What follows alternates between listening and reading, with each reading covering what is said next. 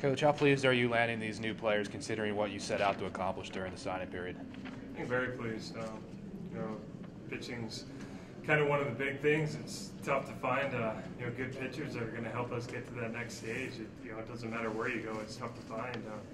That's one thing we've been trying to set out to do is find those arms, and I think we've added four that are hopefully going to be pretty good for us. I think all four have pretty high upsides. They're all very, very good kids, and they're going to be great fits to the program. I think most importantly, they want to be here. I think they want to come to Minot State, and they're proud that they signed with Minot State. And I think for us and the culture that we're continuing to build, I think that's a huge key for us. Do you have some defined roles you'd like them to grow into, I guess, just pitching in different situations, or is it all starters, relievers? What's the look of it? Tough to say right now. Tough to say. Obviously with Dylan Roach, he's a all-field pitcher. He's probably the only two-way guy out of this group of four. The other three, all those guys are just going to pitch. You got a guy like I think Aaron Kern, who comes from a smaller school down there in Arizona, kind of hidden, but man, he's got a live arm. He's very, very good mechanically. Needs a little bit of work on some off-speed pitches right now, but we can teach that. But the arm that he has right now and where he's at, I think he's going to be a very, very exciting addition for us. And then the two guys out of Okotoks there, those guys come from a very, very good program, a very established program. It's an academy. We've had a few guys. We've never had any from Okotoks, but we've had a couple guys from Vauxhall up there, and guys from a couple years ago, Cole Stober, Jamin Heller, and we've got Jordy McDougall right now and Jake Cook out of that Vauxhall program, and it's kind of the same type of deal there. They're a very, very big rival out of Vauxhall, and those guys are. It's a lot different than your typical high school. Those guys come in, a lot of them either live with billets or they live in a dorm or they're away from home. They're already kind of established what it's like to be in a college program, and they're getting the training that some of those other guys aren't getting. So they come in kind of with the idea, with an idea of how hard they need to work to be at that next level. So I think that's very, very exciting, with those two. How soon should fans expect those guys to contribute a great deal to the program? Again, tough to say. It's early yet. These guys are seniors, and their spring season is. Who knows? What they're going to do between now and then. How much a kid like Ryan Moroz is.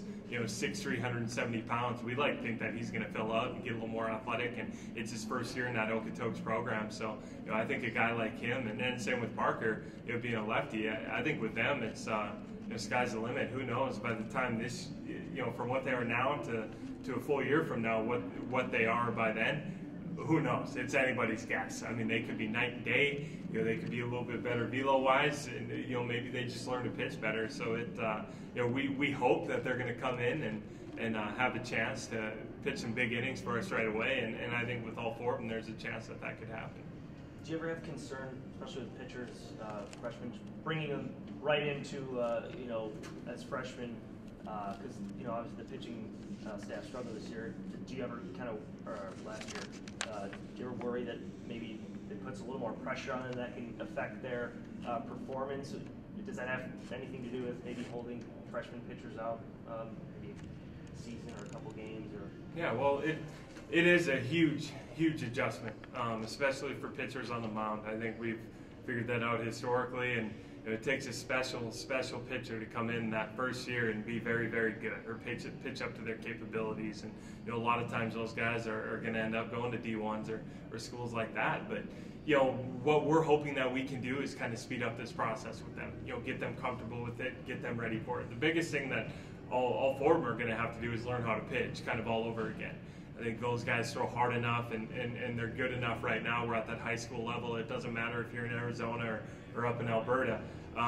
You can throw it by most guys in that lineup. So they may not necessarily learn how to pitch in and out, or learn how to be that they have to be down in the zone, or learn that they need to spot up with a changeup. So it definitely, there definitely are some growing pains, but hopefully we get that out of the way in the fall. I think you look at what some of our freshmen, where they're at now to where they were when they stepped in here day one, it's night and day. So, definitely there is a huge step up there when it comes to what's expected on the mound, and that is part of the reason why we do go after a lot of junior college pitchers, because those guys have played college baseball for 2 years. They've been through the growing pains, and they kind of are the hopefully ready-made product. But that's not saying it can't be done. That's not saying that these freshmen can't come in and be quality guys and be leaders on our pitching staff performance-wise. It's happened before, and it'll happen again. So hopefully we get the right mix here, and we got the right kids that want to work for it. Go ahead, Joe. Was adding a left-handed arm a priority for you? Absolutely. We'd like to add more than one, and we're going to. We've got several more additions, obviously, for that late signing period. But absolutely, you like to get as many lefties as you can get, so you can kind of work on matchups or whatever it may be. But yeah, we wanted to get a lefty in this class, and and we got that with Parker for sure. Can you describe a little bit of what pitching repertoires these guys have right now? They have like 3 or 4 pitches at their disposal right now. How do you expect that to develop? Well, it's, again, a guy like Aaron, I think Aaron's got a very, very good fastball. It jumps on you. He throws at a pretty high velocity. He tries to throw a curveball or changeup. His changeup's there at times. And then times it's not there, where it just comes with consistency. He knows that he needs to work on a curveball as well. He has a curveball. It's just a matter of being able to throw it for a strike consistently. And I think both those pitches with him, he throws both of them a little bit too hard at times. Tries to overdo it a little bit. So those are some things we'll work on with him. Dylan being we'll see. We're going to find out down the road what he's going to end up being for us, whether it's going to be outfield, whether it's going to be pitching, or whether it's going to be both. It certainly can be both. But Dylan's a guy, I think he compares a lot to his brother Andrew, a little bit higher upside there on the mound for him, but he's a guy who's going to come with different angles, a bunch of different pitches, and he's a guy that's going to compete. I think one of Dylan's strongest points is same thing that Andrew had when Andrew played here, his brother. Dylan's a natural born leader. He's going to come in, and I think you look at him for the next few years, obviously probably not that first year, but for the next few years down the line, I expect him to be a leader on and off the field. He's going to be loud, he's going to be rah-rah, he's going to be running on and off the diamond, he's going to do the little things, and we loved that when Andrew was here, and we're going to love that with Dylan as well. And then the other two, I think with those other two from Okotoks, I think a lot of it with them is going to be to continue to grow. I think a lot of it is to continue to get them into weight room. They've got some room to fill out there, and I think especially with like Ryan again being 6'3" and that tall and kind of a loose arm, I think the sky's the limit for him. So we need to continue to, with the weights and the conditioning and our throwing program, everything else, we need to continue to get them in there, continue to build them up. But other than that, like I touched on with those high school guys, it's a matter of learning how to pitch, learning what they can get away with, when they can get away with it, how to be successful, knowing how to keep hitters off balance by working in and out, not just maybe going away the whole time, or not just blowing a bell-tie fastball by a guy, because it isn't going to happen at this level.